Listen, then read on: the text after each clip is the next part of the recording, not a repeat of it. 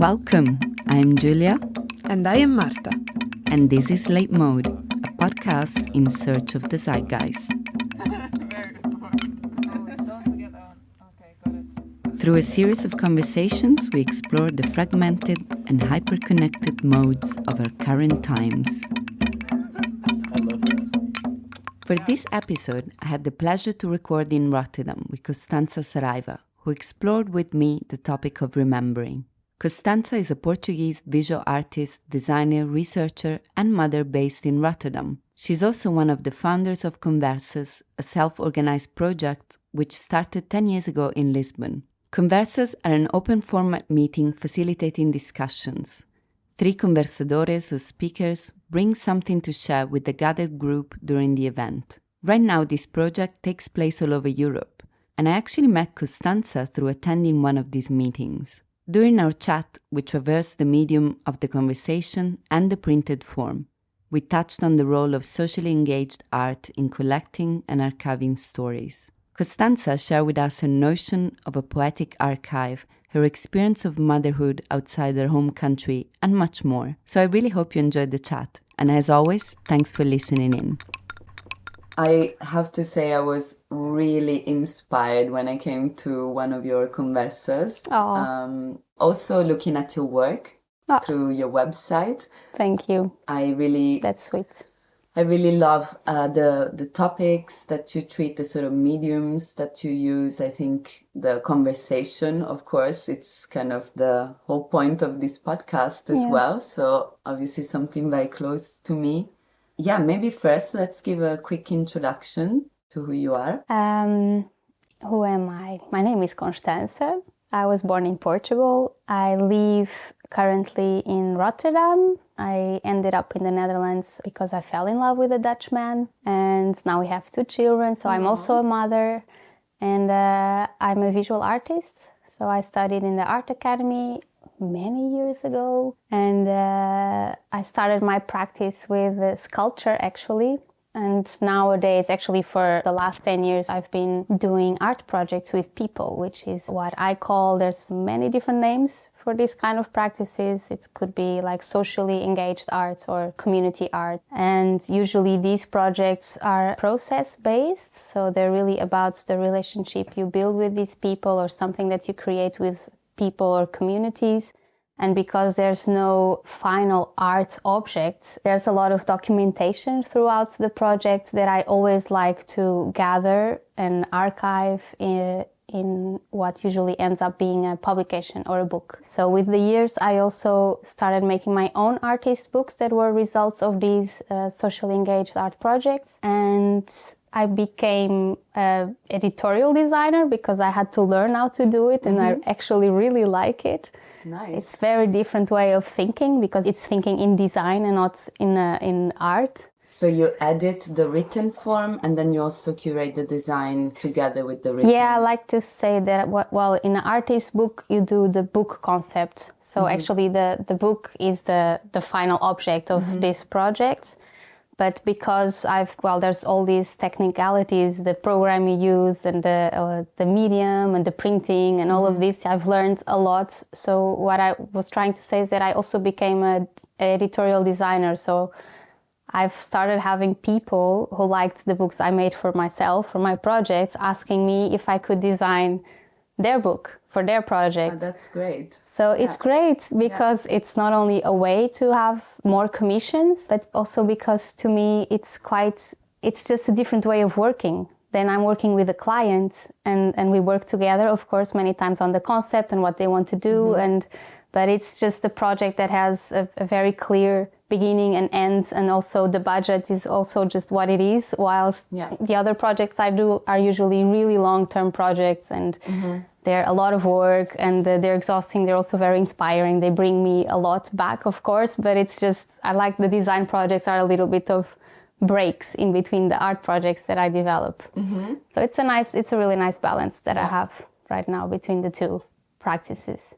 Yeah, I was just thinking that, again, this happens often in our podcast, that the themes actually fit quite well with type of people that we're not doing it on purpose. It's just very casual. But I thought that remembering really fits with this idea of archive that you're discussing. So your passion in a way of documenting these socially engaged projects. And I also read on your website this notion of poetic archive, which we were just discussing just a minute ago, which I have no idea about. And I was actually thinking that a nice point for us to discuss would be, how do you find these two mediums, so these conversations, the conversas, and the printed form, which are very different in a way, right? Yeah, it's interesting. So Conversas is a project that lives in the moment. So the whole goal of Conversas is to have a conversation. And actually, really in the beginning of Conversas in Lisbon,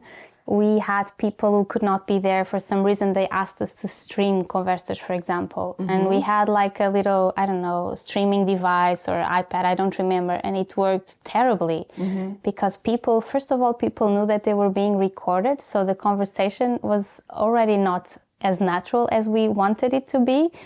And like second, today? like I know, I think this one is quite natural, but and we're also two people having a conversation, but at Conversas, there's a group of people. Yeah. And sometimes it can be, 10 people together, but sometimes it's 30 or 40. And the idea is actually that everyone is part of this conversation. So you don't want a microphone passing on, to each person that wants to ask something or comment on something. It's too many logistics in a room.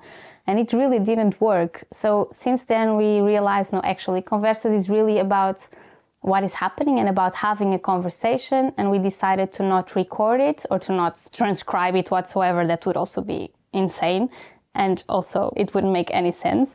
So what we do is we edit a little publication. So we organize Conversas in series of 10 events, and after 10 of these evenings, we edit a little publication that is an archive of what happens in these evenings. So it has a little text about what was talked about, what the person shared, and it's more to remember what happened. So it's more again a process. So it's another process, I think. Like I see the publication, yeah, absolutely. So you process the conversation. So the conversation has already sort of done what it did during the conversas. So made people maybe think about things in a different way. I mean, I have participated in one as well, which was a great experience to actually talk about this podcast and this project to other people. And then it made me, of course, think about the podcast, think about myself, but also meeting others and being confronted with different ways of thinking about concepts. And then I guess that the publication is then another process. You take that and then you start another thing, right? Yeah, and it's another process, and it's also work. And we all work voluntarily for Conversas, so we do also do this out of passion, I guess, the same reason why you're doing this podcast. Yeah. And so the publication is a little extra, but at the end of the series, we do have to edit text. And sometimes we have someone who volunteers to help us, for example, with the English. And we have a graphic designer that also always collaborates with us. And it's amazing. They're completely free. The designers are completely free to do whatever they want. And well, I brought you guys that are listening cannot see them. But if you go to our Instagram and Facebook, we will have some pictures of the publications. But they're always really beautiful objects because they're made really from the hearts of these designers, and they can do whatever they want. They can experiment in their designs. And basically what we have there is like 30. So usually we have 30 conversadores. So the person who comes share, we have 30 of those in the publication because we have 3 people per evening times 10 events. Yeah. So you have 30 people or groups of people to remember. So the idea is that you have maybe a photo or a little text about this person. And then when you go through the publication, you remember that season. And then you think, this guy was really interesting. And what do you think this offers to people who have not come to the conversations? It gives a really good idea of what Conversas is, in the sense that it brings so many different people. It's very eclectic. So we have a lot of artists, designers, architects, creative people coming share things at Conversas because these people are already really used to sharing their work or to presenting their work. but we make a very conscious effort to bring people from other fields to have, I don't know, science, like you have in your podcast. It's so, what we really like is to mix these people. So we don't curate. Anyone is welcome at Conversas. Anyone. I think in one of the, in your introduction podcast, I think Marta says that it's an open podcast, but that you guys would never have, I don't know, someone racist or at the podcast. And I thought, that's so interesting, because in theory, we would have a racist person at Conversas, but we would let the group collectively deal with this. And the person would very probably be criticized, and we would also say, hey, you cannot... Actually, it happens. We always have wonderful people at Conversas, because it also attracts a certain type of people. But it's a place where I like to see it sometimes as a micro society. Yeah, I think this idea I discussed with Yeva in our second podcast. She's a radio host, and we really got to this point of debate of this morality. So who you know, as a host, become to make a choice in who should come or who should not. And I think for Yeva was, well, my radio show, it's my own space, and I want my space to kind of reflect also who I am. And I guess, the podcast in this case, it is different. Like, it's a different form. It's a one-to-one, and the Conversas is much more open. So it's you very get different. all these different perspectives, which I think it's also the beauty of it, right? Yeah. And I have two questions for you, actually. The first thing, you mentioned that it's all free, obviously, that people voluntarily work on this project. So it's very grassroots and very... Well, first I want to ask you, how did this start in Lisbon? Like, what motivates you to... The motivation was, well, I always tell this story. I started this with my friend Mafalda, my really good friend. She's a designer, and we both went to the Fine Arts University in Lisbon. And we had finished our studies already, I think, a year or two ago. And we were walking in Lisbon. We both had our studio spaces, and we were just talking about what the other one was doing. So what are you working on? And what is, I don't know, our friends, whoever, working on? And what is this guy doing? And we realized that we didn't know much about what our friends were doing with their projects and practices. And we thought, okay, let's start meeting. And so this is how Conversas started. So it started in my studio in Lisbon, which was in Alfama, this really beautiful neighborhood. Oh, nice. And it was an old butcher, but it had a really nice energy. It had like these marble walls, and we called it talho. Talho means butcher in Portuguese. And we just opened the doors, and we invited 3 people, because we thought it was nice to have, it was all actually very intuitive. We didn't think too much about it. We decided everything in 1 hour. Let's invite 3 people, and they will come share whatever they want. And the idea is that it's a conversation, so it was called Conversas since the beginning.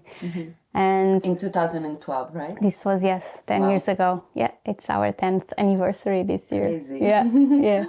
And that's it. So we opened the doors, and it was super nice. The only thing that we improved we've improved many things in this model of Conversas, but one thing we hadn't thought of was the time. So we never wanted to be moderators. We were very clear that it's a conversation and everyone is welcome to step in, and we're not moderating. We help, even nowadays, the organizers of Conversas, we try to help the conversador to bring whatever they want to share, because sometimes people are a bit nervous, and then sometimes only asking a question can help the person breathe. And the room as well, right? To encourage people to start asking questions, to sort of break the ice. Exactly. So we do those things consciously, but it's more about creating a certain type of ambience for the conversation to happen than about the content. So Conversas is a lot about the person and not so much about the content that this person is bringing somehow. And it's about this idea that we can learn from anyone. So anyone can come to Conversas, and this goes back to, horrible people at Conversas, which never happened. But if it happens, this person will be criticized That's what's going to happen. And it never happened. I'm curious if it ever will. But let's see. Anyways, but the only thing that we actually sort of added since the first Conversa in Lisbon was a timer. Because that's where we had a big difficulty, was to stop the Conversa. Because you do get people who then get carried away. The first one, we had someone who was talking for like 1.5 hours. And that was too much. Yeah. It's too much. So now we say we have 30 minutes. Then there is time for exchange. We have a timer. So we have this egg timer when it rings, and we tell the group this. So when you hear the timer ring, please wrap up, please ask the last question, the last comment, but let the other person come. And then actually what happens a lot is that people keep on talking outside of Conversas. So if they're really interested in this person, then they will, change contacts, go for a drink. And this happens a lot also, that people keep on talking, which is really beautiful. But the idea is to exercise this idea of having not to exercise the idea, but to actually have a conversation, like a conscious conversation, to listen actively to the person and to care for the person who's sharing something. So what did you learn from this exploration of this medium of conversation? I honestly, Conversas is a very, how do I say this without sounding horrible? It's a very easy project for me. At Conversas, I'm just able to apply something that I already do quite naturally during my day. I just love people. I always enjoy meeting someone new. And sometimes I'm so impressed how people are sometimes not very curious about other people. You probably also go through this kind of situations where you meet someone, and you're someone who obviously also enjoys meeting people and enjoys asking questions. And it probably also happens to you that sometimes you finish the conversation and you know so many interesting things about this person. And you think, wow, this person did not even ask one thing about me, which I don't care because I know everything about me. I always learn so much. I feed off other people, actually. You learn so much and you get inspired, or you always learn about things you didn't know just from a conversation. But sometimes I'm like, wow, this person will go home with nothing extra. And do you think that this is the reason, like going back to this idea I was telling you of this being a grassroots project and very, basically on a volunteering basis, would this be one of the reasons why so many people have decided to even bring it to their own cities and activate it there? Do you think it's this way that it's easy, and in any case we are having conversations with one another, so why not having it sort of collectively? Yeah, I think so. And it's an interesting question, because it's a question that I asked myself for 10 years, or until last year or 2 years ago. And then finally I thought, actually I do have to ask this question to everyone who is organizing Conversas, but there was simply no time to do this. So I had just had my second child, and I thought, I'm going to apply for a subsidy here in Rotterdam for artistic research. And I did a proposal to do research on the international community of Conversas. So there were, until now, 22 places where Conversas happens. Some were not active. Also, the pandemic, of course, took a big hit on all the projects. Because they didn't want to do it online. No. Some guys did it in... who was it again? One Conversas did it online, but it's not the same thing. Yeah, it's really... And everyone was so tired of Zoom meetings. We also thought about it here in Conversas Rotterdam to do something online, but it doesn't work. It's annoying. I think people were fed up of screens. Yeah. So we also stopped actually when there were the lockdowns here. We didn't do Conversas. Anyways, I did get the scholarship, or the subsidy to do the research, and I could ask this question and so many more questions to all the organizers. It was a really long project. In the end, I just finished it. It took 2 years. Wow. And I was able to reach 70 people organizing Conversas around the world, and out of these 70, like 50 replied to a 50 question survey, which is something to ask. Yeah, it was really, really long. So I have a lot of data. I've used some of it to write a text that I think I also sent it to you. It's very interesting. It's very quantitative for now, and what I want to do now is to contextualize this in a more theoretical context. Yeah. But anyways, I learned so much about this community, and to reply to your question that now I can reply in the name of all of us, that is the reason why people started Conversas. First of all, because it's a very easy model to use. Yeah. So we also wrote a manual on how people can do Conversas and with some little tips. Which I saw it is very open. It's not really just any rules at all. It's just more about the timing and the setting. And I think this being open and really simulating a one-to-one conversation, but just with more people and with the time as a limit. frame. Yeah, and that works really well. It works really well to have 3 people, because then you also attract, these people bring their friends or people who are particularly interested in this person or whatever she thinks she will talk about, because that also doesn't always happen, that that the person actually talks about what they proposed, because conversations just go in a different way. And it often happens in this podcast. Yeah, of course. Yes, I noticed. We do have this topic, right? And then it's like, okay, where is this topic actually going? And I was just thinking, but it's nice actually to have these topics, because now you're talking about this conversation and I'm thinking, okay, remembering. And what is interesting about conversations, as I was saying before, that they are this ephemeral thing if you don't record them. Like they happen once and you just cannot remember all of it, right? No, it's more the process. It's like where you start, maybe you remember a few things in the middle, and then where you end up, which kind of topic or what kind of insight at the end of a conversation.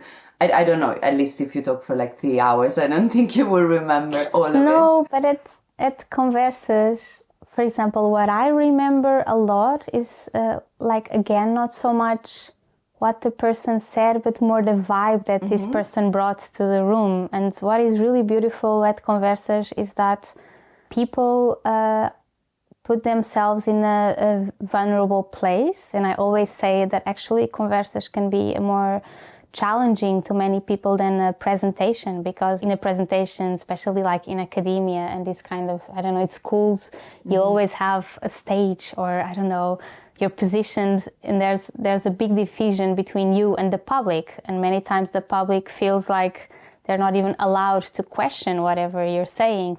And at Conversas, it's not only allowed, but it's encouraged to question and to ask. And we always say in the beginning, there's no dumb questions, and it's not.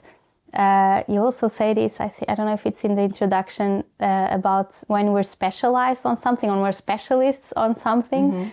And at Conversas, there's no specialist. It's not like being in an art history class and you are all studying art history, so you should know certain things. But at Conversas, you have artists talking with biologists and engineers talking with, designers. When these people talk about project, for example, only vocabulary is already interesting. When the engineer says project and the conceptual artist says project, they're talking about 2 different things. And this is really interesting, and they have to adapt, they have to translate, and the ones who are not understanding have to ask, what do you mean by this? And also when you're presenting your project to sort of a range of people, you're also putting yourself in this vulnerable space of criticism, or maybe people asking, well, I don't really understand this, maybe it's not clear, and then you start maybe. And I think it's really, really great practice for anyone to put yourself out there with not even just your project, but just to share some thoughts with others. I think you've been there, and I also have been at Conversas as sharing projects and other things that I was doing.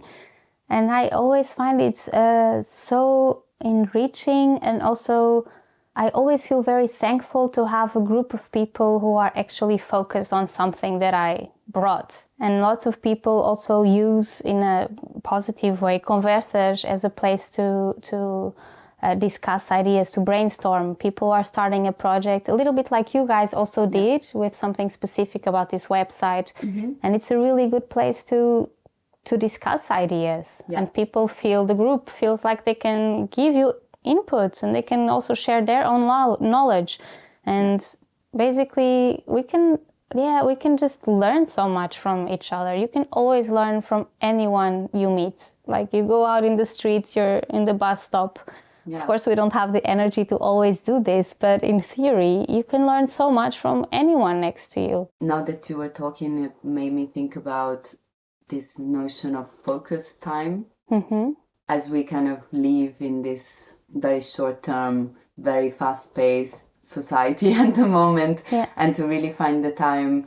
We of course have conversations with our friends, or with our close ones, maybe we make more time, but then to really sit down and have a conversation with a stranger about their ideas and about their projects, then maybe we find less time. And this is really an excuse, let's say, to really take your space, because you go there and present your ideas, but also then receive the comments of others. So I think it's really beautiful. No, exactly. And to go back to your question, this is why everyone who organizes Conversas is doing it. It's because, like you say, it's an excuse. Conversas creates the space and the time for these conversations to happen. And I was really impressed because, of course, I was even discussing it with Rosie in one of our previous podcasts on this notion of creative and artist projects and the lack of fundings, and this idea that we must have fundings to do that. And I think that your project is a great example of things that are working even without this aspect. And I know that maybe in the future you are thinking of applying, or you got some funding. So Conversas in Lisbon, we never had funding, but the funding for cultural events in Portugal is a completely different story than in the Netherlands. You also talked about this one in one of the podcasts. Yeah. And here in Rotterdam, we've been doing Conversas for 6 years, and we had a little bit of funding already for 2 of those series. So it paid us a little bit, the team, but what we were really happy to have the funding for was that we could also pay the space a little bit and the graphic designer. Yeah, for the publications, because that's really a lot of extra work to design something. So we're really clear with everyone, like with the graphic designer especially, that we don't have in principle any way to like pay you. So it's something you have to do for the fun of it. And they are a lot of fun, the publications. You see that they really, use this to experiment things they've been wanting to experiment. And we always tell them we're not a client. Are all of the publications for sale? They're sold out, most of them. So, for example, the last 2 ones, we still have a few, but they're also a very small print run. So we only print like 50, which is, we think for these like 30 conversadores that come, maybe they would like to have one, and then we give one, to the hosting space or to someone who's doing research on Conversas. We can give anyone who's listening and wants to see the publications has to come to one of the Conversas in Rotterdam. Yeah, or if they really want, we can send them by mail and this kind of thing. Yeah. But we always have links for everything on our website, and so people can go and check out also the Conversas website, which is interesting with the map and all of the cities in which Conversas happen. But I wanted to kind of go to the other side of what we were talking about. So we discussed the conversation, and I was having this idea of how it goes on the other hand. We have the books and the sort of publications, which they kind of talk to each other, but they're also a little bit different. And I know that in your work you have been covering a lot of topics with cultural heritage, I guess, and Portuguese language and history and communities outside of Portugal as well. Yeah, does this have anything to do with this notion of also poetic archive that we were mentioning? It's so funny that you... So poetic archive is a concept I came up with. I hadn't seen it or read about it anywhere before. And this is something I came up with for my master's thesis. And this was already 9 or 10 years ago that I finished it. And my master's thesis was about community art. And it used a study case from an art residency I did in Lisbon, also in Alfama, with home, so a place where elderly people would come spend the day. And it was this beautiful old palace a bit falling apart, but it was very beautiful with, I think, 100 people above their, I don't know, 80s. Many of them were already in their 90s. And there was a cultural institution who invited me to do something there. And I was also doing my master thesis on community art, so I used it as a way to think about the practical part of the master thesis. And in the end, I was busy with this idea of archive and of archiving, and how do I as an artist can archive stories, photos, any kind of documentation that I gathered during the project, which is so much. How do I gather this, and what can I call it? And I never really liked this idea of archive, because it felt to me that it was something very structural, or something that, I don't know, maybe institutions do. Of course, the archive is something that is really talked about now, and many artists use archiving as ways of working. Yeah, I think when I think of remembering as a topic of remembrance, then I immediately go into, like, my mind associates this topic to archive, as you just mentioned, and also, I guess, to landmarks, statues, or so this is the first thing that sort of comes to mind. But how would a poetic archive be different? Yeah, so I thought about, so what I called to all this material that I had, in particular about all these old people I was working with, was a poetic archive, because the archiving methods are different already, because they are made in an art project and they are made by an artist, so they wouldn't be using the same archive methods that, I don't know, a municipality will use in their municipal archive, for example, which are places that I love, absolutely, but they are organized, labeled, and there's a certain system. And in poetic archiving, if you want to use the verb, then there's no system, there's an art practice. So the poetic archiving is actually just the way you're working as an artist, and the poetic archive is the outcome of it, which in my case ends up in a book. So the book is the poetic archive about the old people, for example. So were you collecting their experience? I don't have the book here, but after I can show you, and we can also send the link. I have some photos of the book. What did I collected lots of stories. So there was also this urgency of collecting stories of people that I thought, I mean, it's been 10 years, so many of them are not there anymore, of course. And I started talking with them, and I realized two things. First of all, that there's a urgency in collecting these stories, because if I don't, they're gone. And they're stories about people who came from the countryside to Lisbon to work in factories, to work where there was work, and also stories of women and how women's lives and rights were so different. Portugal is changing quite fast, right? Now it's changing, but we were talking, so this was 10 years ago, talking about with people that were 80 years old. So these are people that lived during the dictatorship, which ended in the 70s in Portugal. So as women, they had completely different lives that we have now as women. Of course, there's a big road ahead of us, but I mean, they were not. I remember talking with a lady who was not allowed to go to school. Her brothers were. Her brothers went to school, but she was a girl, so she had to stay home and help at home. And then, of course, stories of domestic abuse and lack of support systems to help them, but also really beautiful stories of childhood and of Lisbon, where I don't know, donkeys were still on the streets, and it's amazing, really beautiful. And so I collected lots of stories, and I also collected, I guess, feelings. So one of the things that I realized was how lonely these people are, and how we young people don't think about growing old. We don't think that we will be old one day. And of course, many of us, well, I still have a grandmother and she's amazing. And I come from a big family and we support each other. I'm really, really lucky. But I've noticed that many of these people in this home where I was working were lonely also because their families would not care for them. They would not come visit. They would not call. They would not send letters. They were just really left alone.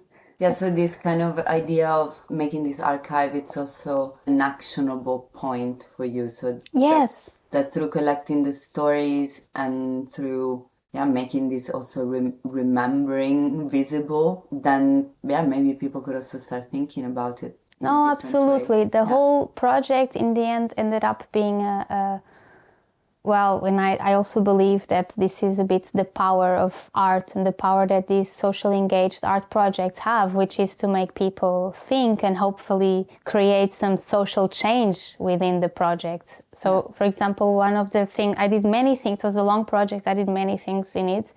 But one of the things I did was, so I started talking with friends of mine if they thought about aging, what do you imagine you will be doing? Do you have old people around you?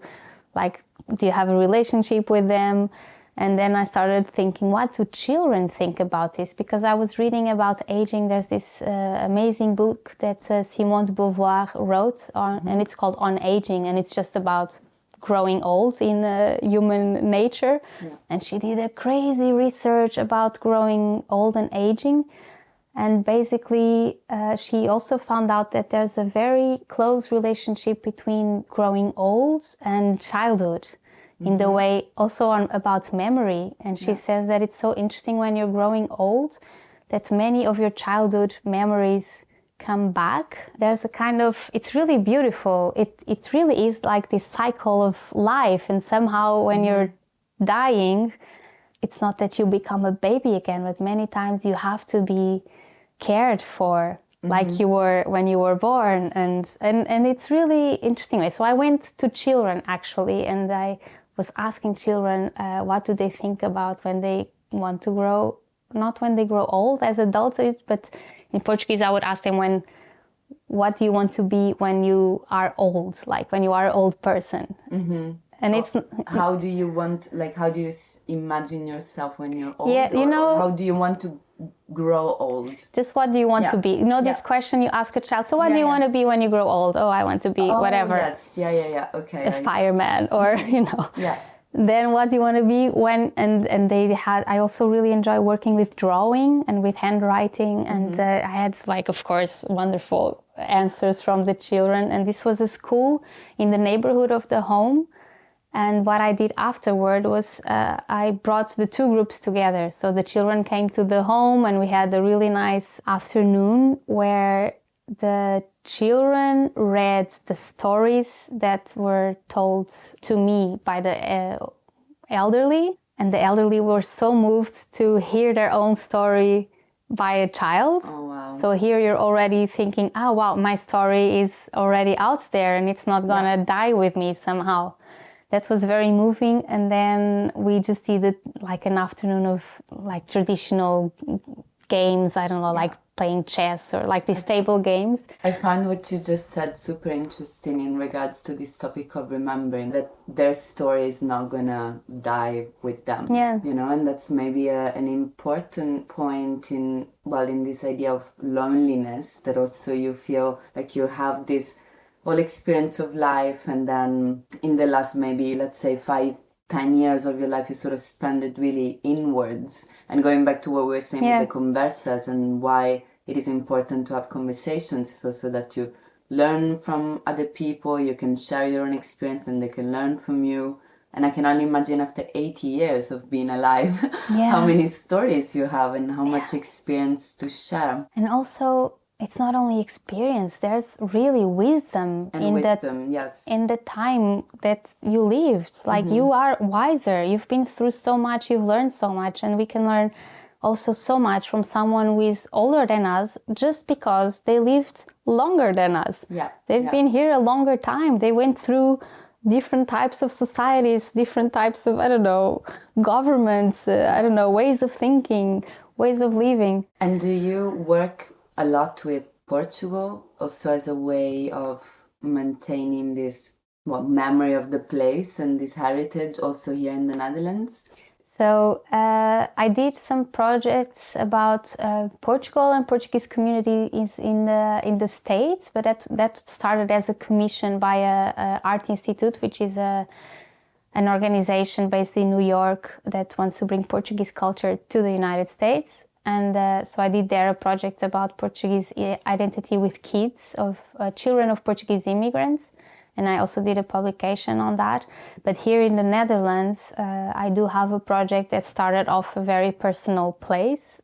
So I started with some other mothers who are also Portuguese, a Portuguese library for children, because when my daughter Luisa was born, I always felt like it was almost a life mission that she would be Portuguese, even if she was born in Rotterdam and she has a Dutch father and she, of course, lives here.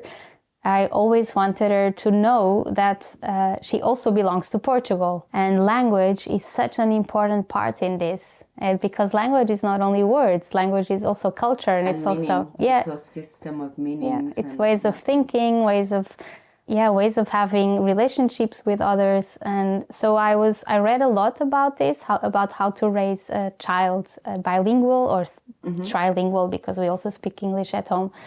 And basically, one of the things that many authors say is that it's really important to read to children. So actually, Luisa was like 2 months old and I was already reading, I don't know, children's books to her. And I was always talking to her in Portuguese. And the truth is, she speaks Portuguese perfectly. She speaks both languages really well. She swaps from one language to the other amazingly. And she's also a very smart girl. But I missed having the books. So, of course, here in Rotterdam, there's a big public library and there's an amazing children's floor. It's really a beautiful place to bring the children. But there were, I think, maybe 2 or 3 Portuguese editions for children, and they were really not very, interesting. So my friend Andrea, she's also a Portuguese mother here, actually asked me, what if we start a Portuguese children's library? And I don't know, we just asked for donations from Portugal, which happened. We got lots of books. Nowadays we have more than 500 children's books. And every month, it's great. But it's already, we've been doing this now for 5 years. And then every month we organize, a storytelling session. So in Portuguese. So on a Sunday morning, all the families can come. And it's not families only from Portugal, because Portuguese is spoken in many countries. So actually we have families from Brazil and from Cabo Verde, Angola, and it's really beautiful to show our kids that Portuguese is a language that is also spoken in Rotterdam.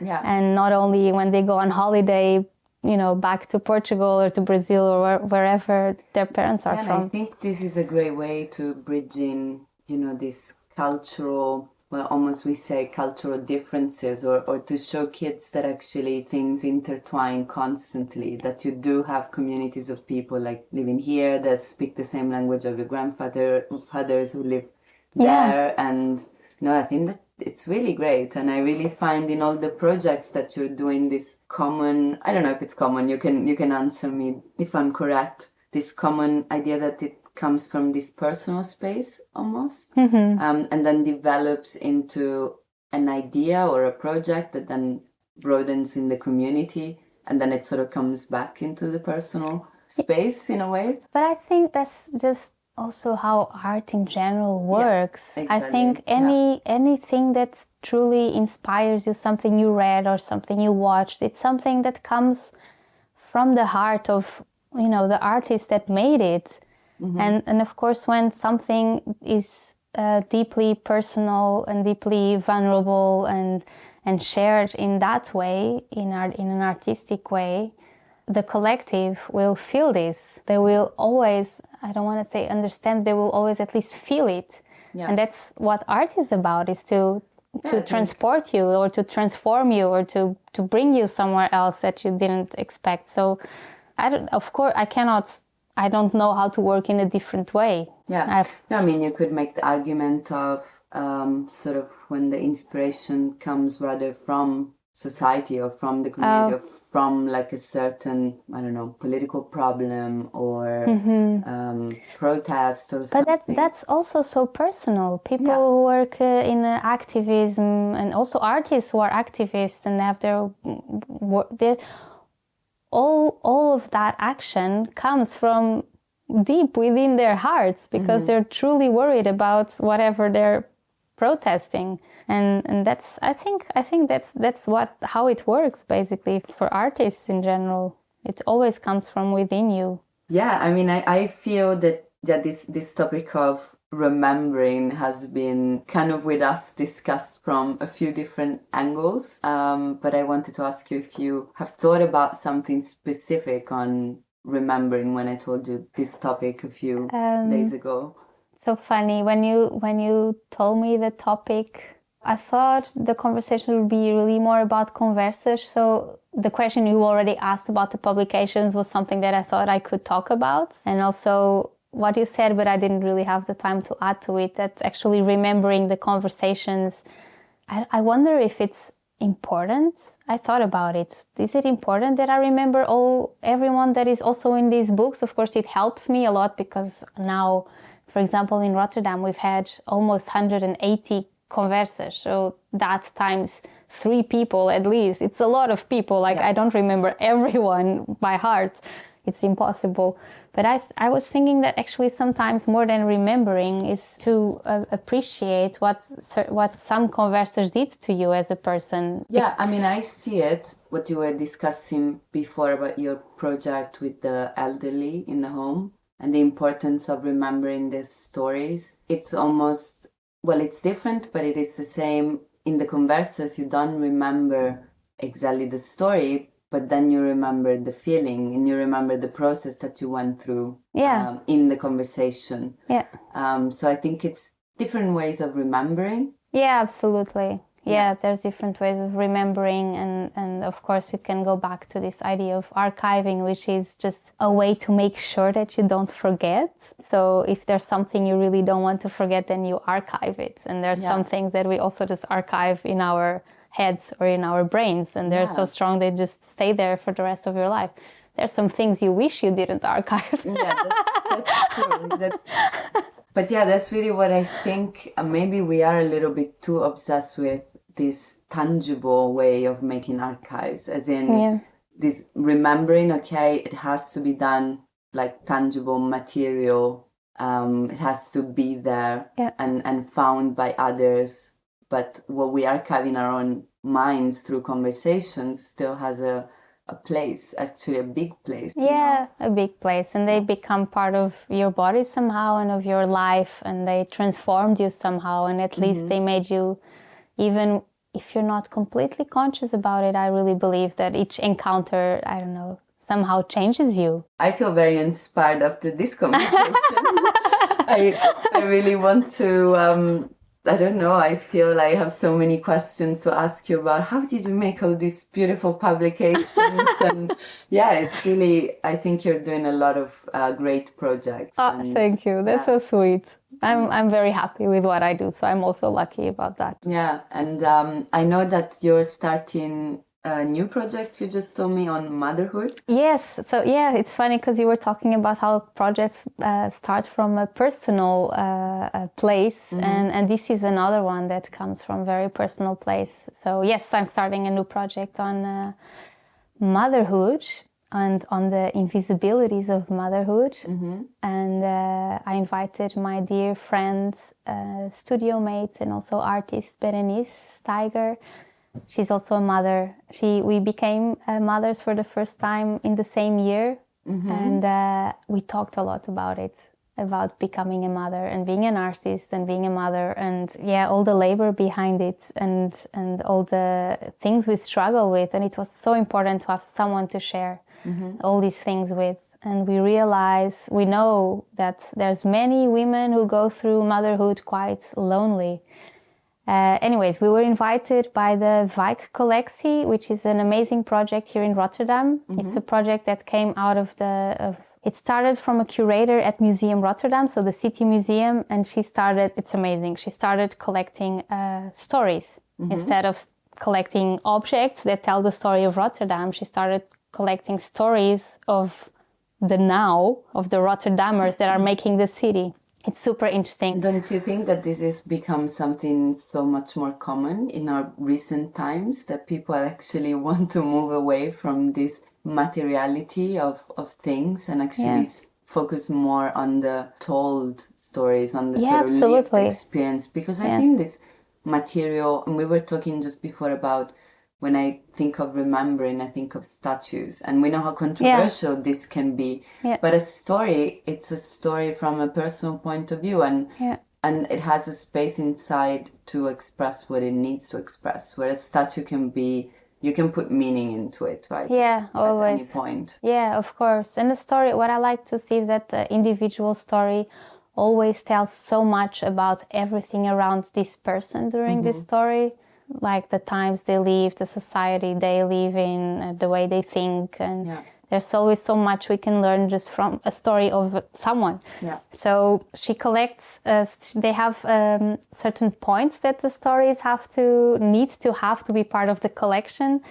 And usually it's like things that make sense, like they are stories of people or projects that are doing something for their own neighborhoods or for the city, and that they are happening now. And there's a third one I don't remember, but there's like a kind of guidelines for that. Anyways, they asked us if we could, they wanted artists doing something with these stories. So I proposed back if I could work with mothers and tell, we don't know, it's really the beginning yet, but I'm hoping we can make motherhood more visible. And we're working in a very specific territory. So it's in Hilleslaus, which is a very poor neighborhood in the south of Rotterdam. So 80% of the population there is really close to the poverty line. And so when you go into this kind of economic level, of course, women and mothers are also... motherhood becomes more complicated also. Everything is more complicated, including being a mother. And there's mothers there who actually... We've already met some of them who struggle with having food on the table at the end of the month. And we are in Rotterdam, in the Netherlands, and you think, wow, this is happening in our city. And anyways, but we wanted to do it with a feminist approach and to empower these women, and also to tell them that... So for now you will collect their stories and then see what else... and then we want to do something public. This is what we tell them, but it will be in collaboration with them. It will either be, it can be something in the public space, like an intervention, or I don't know, a sculpture or something like that, or it can also be a book or a map that maps motherhood. And again, it's a process, right? So you don't know where it's going to take you. No, not yet. So we have a year to work on this, and we've been meeting groups of mothers that already exist. We're doing workshops with them, starting to connect, and it's really beautiful. Until now, it's going really well. I'm really happy and inspired, and it's, again, I'm also a mother, so we can talk about so many things. It's always really beautiful to be able to share about. I mean, when you really think about, we often have so much in common also with strangers, that we share so much of things that we could talk about, or same situations. And even though we think we're so different from one another, I think we do have a lot of common points that always can connect us if we give it time. And absolutely, it's like what you were saying about the themes for each podcast. I think we can always relate to each other. Always. That's true. And talking of theme, the time has come. So I didn't listen to all of your podcasts, so I hope I'm not giving a theme that already is there. If it is, I will have to think of another one. But it's something that I think about a lot at Conversas and in my projects, which is empathy. We didn't have empathy. Nice. Okay, that's good. I love this. It's very broad, but it's also so... It's important, I think. It's super important, and I would have a lot to say about empathy, really, because it's something very close to me. I often think about this topic, trying to sort of be like, where is the line of empathy also? You know, just before we started recording, we were talking about a little bit about differences in different personalities, how we can struggle because, you know, we meet someone who's very different from you, and you still want to connect, or you still want to be liked by that person. But maybe that person, in the way that they act, they also hurt you somehow. And then where is the line of feeling empathetic towards that other person, or to be more empathetic towards yourself? I think I always like to think of this line, how it's also flexible. It's not really defined for me. It's more like I need to listen to others, and I need to listen to myself, and then I need to reevaluate how empathetic I can feel towards others. But I do think that we should all collectively maybe be a little bit more empathetic in general. I think. But I also think that there's some people who are just, again, going back to our conversation of before, there are people who are naturally more empathetic than others. And they also suffer from that, because empathy is the ability to put yourself in the shoes of the other. And that can be a lot. It's really beautiful. It's a way to truly feel the other person in front of you. But that can also mean, it's this line maybe that you're talking about. Where does it stop? You also have to sometimes protect yourself. So there's a lot of beauty in empathy, but also, I don't know, maybe dangers. I don't know. I will leave that to your next guest. And why did you say that this is a topic that comes from the Conversas? Because it's something I'm very conscious of during Conversas. Because, like I was telling you, to me, it's not so important what the person is sharing in terms of content, if it's like super interesting stuff, but it's more that the person is feeling comfortable enough to share what's really in their hearts, like their passions or whatever they want to talk about. And we've had really, the most beautiful conversations we've had were really intimate ones, where people talking about very intimate things in their lives, sometimes through work they do, artistic or not, but they were always coming from that really deep in their hearts, like things they went through or things they learned in life, and that's so beautiful. And when people are able to open up like that, it touches the whole group of persons. It's really amazing. And you think this creates more empathy towards the different situations that others, in general, strangers, could be in? I hope so. I really think so. And I think at Conversas, because especially people who come to Conversas very often, they get used to this kind of talking, this kind of asking questions. And they sometimes say, sometimes I go to a talk and I feel super annoyed that I cannot interrupt the person. I have that. I have that a lot. What you think. Yes. I'm always like, I would like to ask this. And of course you have to save the questions to the end, and then they have to be smart questions. So sometimes I just don't ask anything. Even worse, you have to send the questions even before the talk, which I find like what is this? What if crazy. What is your talk about then? Yes. If the questions are even before, then what is the point of you giving a talk anyway? And it gives the person time to prepare. And what is beautiful at Conversas is that if you ask someone, that person is totally unprepared in a beautiful way.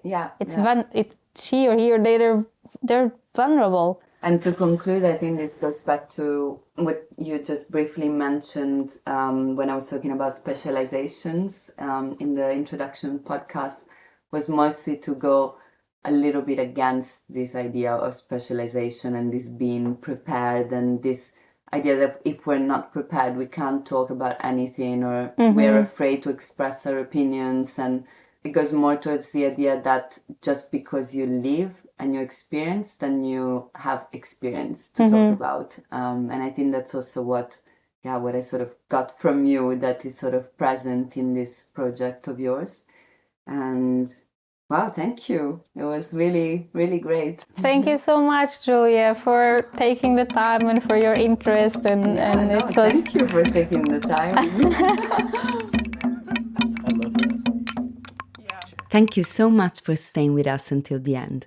If you want to dive deeper into the show, don't forget to check the podcast description for extra resources, contact information, and a sign-up form for our newsletter. We hope you enjoyed this episode, and until next time, take care.